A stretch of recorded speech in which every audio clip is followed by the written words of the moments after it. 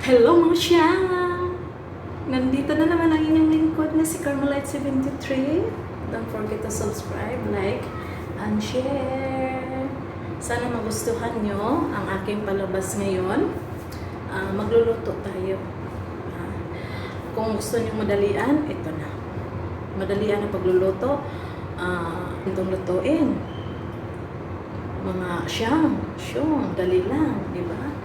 Kahit madali lang to. Basta pepper steak. O, diba? Panoorin nyo. Mag-intro muna tayo. Okay?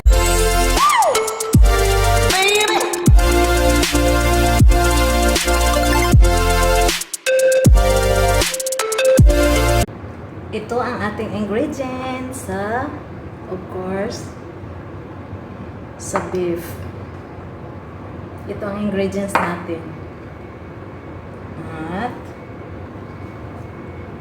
ito, kaya tinawag ko na pepper steak kasi may bell pepper siya. Gamitin natin ay red at saka green, o diba? Kung mayroon kayong yellow, orange, then why not? You can do it.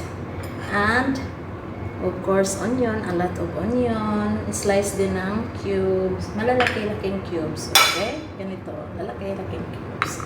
At of course, meron tayong garlic at saka ginger. Kinakat-kat-kat-kat natin ng small. Okay. At wala tayong kasi may soy sauce na eh. Hindi natin lagyan ng asin. Ito na ang magpaano. Diba? Option na. Kung gusto nyo ng lagyan ng salt. Siguro, tikman na lang natin. Diba? Tikman natin kung ano. Ito naman ay chicken seasoning. Optional kung sino gustong may chili spicy powder. Chili powder. At of course, mayroon tayong oil. Ginawa ko to 6 tablespoon. Nilagay ko lang dito 6 tablespoon. Okay? And mayroon tayong honey. Lagyan natin ng honey. Okay? Kunti honey lang. Hindi natin anuhin. At of course yung soy sauce. Kung may like soy sauce kayo, pero ito lang naman ang mayroon ako. At ito din ang madalian natin, di ba? Okay. Dalawang dalawang tablespoon. Okay. At magmarinate tayo. Dali lang, kuha tayo ng glove. Okay, magmarinate tayo sa ating beef. Lagyan na natin si soy sauce. Kalahati lang. Okay. Mamaya lagyan ng kalahati. Lagyan pala natin ng pepper. Just konti lang. Or mga kalahati. Masarap kasi pag maraming black pepper. Ako dami ko maglagay ng black pepper. Kasi itong pampalasa eh. At saka itong chicken seasoning. Lagyan natin isa lahat. At saka yung kung ayaw ng ng spicy, di wag na. Ito kasi mahilig sila sa spicy, so lagyan natin. Okay. At lagyan natin ng honey.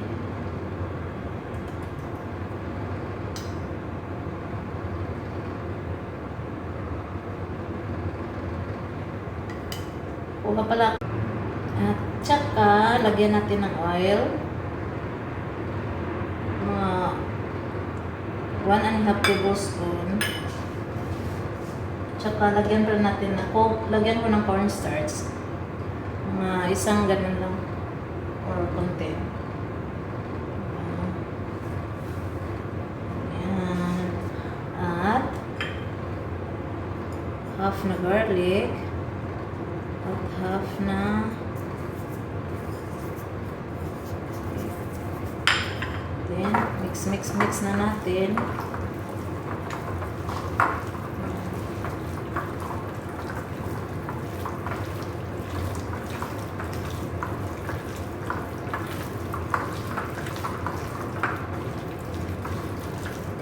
Marinate natin konti. Ayan. Kahit mga half an hour. Bango. Bango pag may honey. Ayan.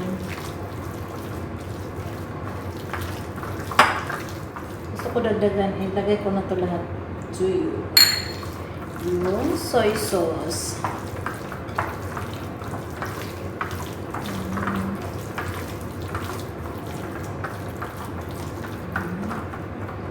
Yan. At lagyan natin itong kalahating tubig para at inano natin, i-dissolve natin sa ating cornstarch. Lagyan ko ng isa't kalahati.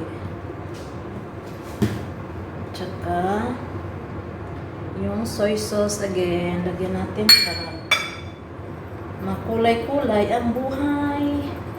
Diba? Lagyan natin black pepper. Ayan. So natin.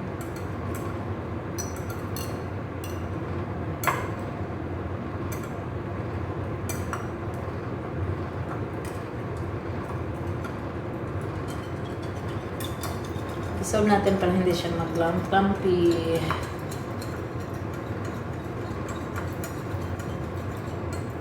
Ayan. Set aside natin. At tayo magluluto na maya-maya. Umpisahan na natin pagluluto after 10 minutes. Okay. Oh. Yan ang ating recipe today, mga siyang. Diba? Dali lang to. Ayan, mag-fry na tayo sa ating, lagyan natin ng konting oil.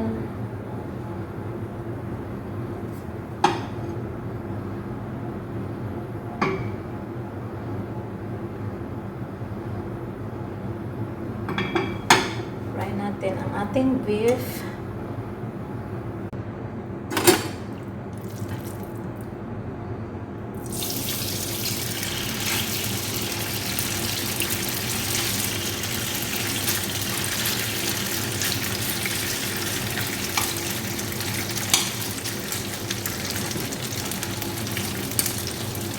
Smells so good. Pag my garlic, my ginger, smells so good.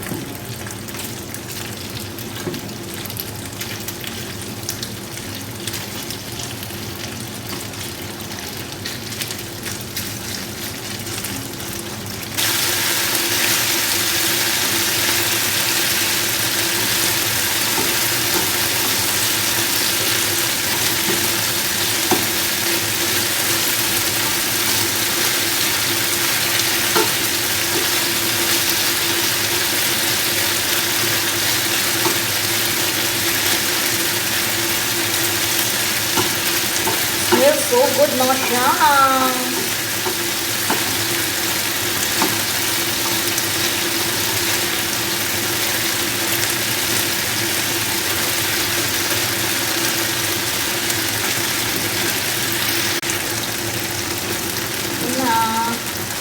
Very messy all over.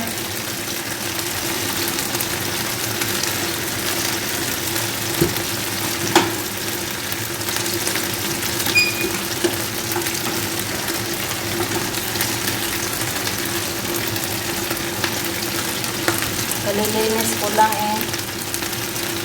Ito na naman tong oil na to. Ganun ako.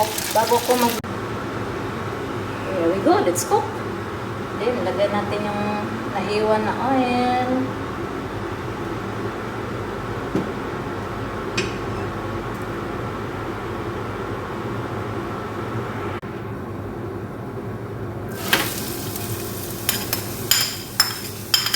Garlic at ginger.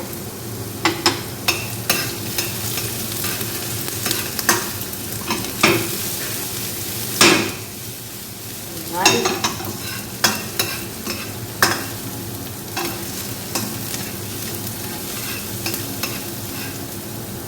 Ito yung ano. Ayan. Maganda pa itong wood.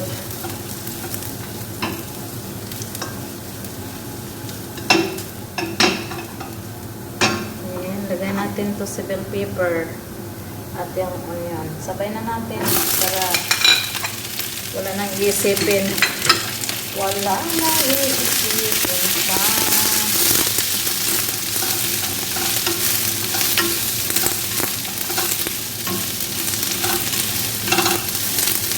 Gandang kulay. Diba?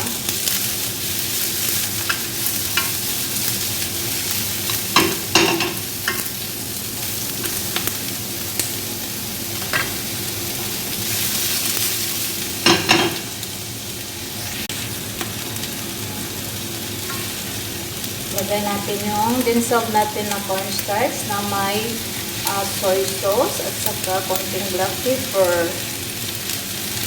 Yan.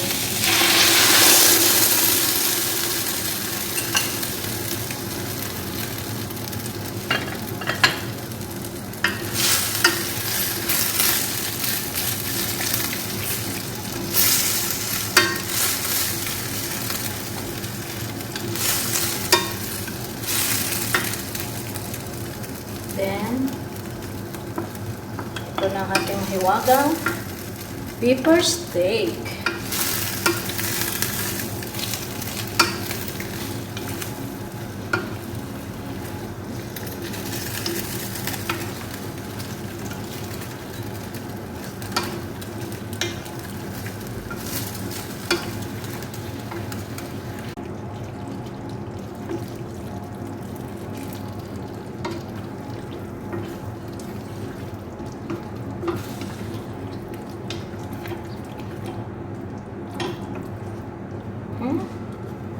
Then, takpan natin.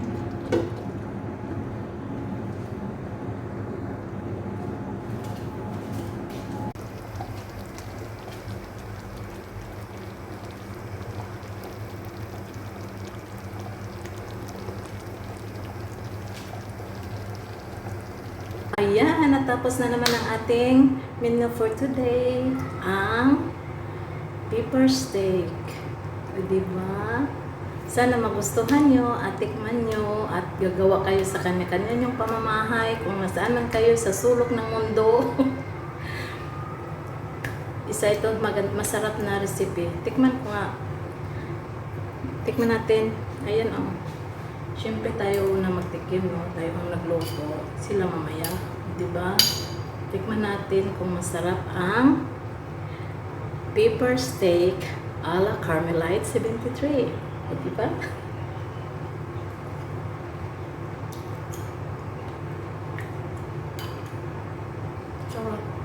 Wow. Nilagyan ko kasi ng spicy. Masarap ang konti. Philippines, meron na naman akong nino sa ating fiesta soon. Masarap to. Hindi siya hindi aksaya sa mga sahog. Dahil lang, tatlong lang, di ba? Diba? Masarap siya. Sana magustuhan ng mga amo ko ang aking recipe today. At I wanna thank you to everyone. I hope you like and you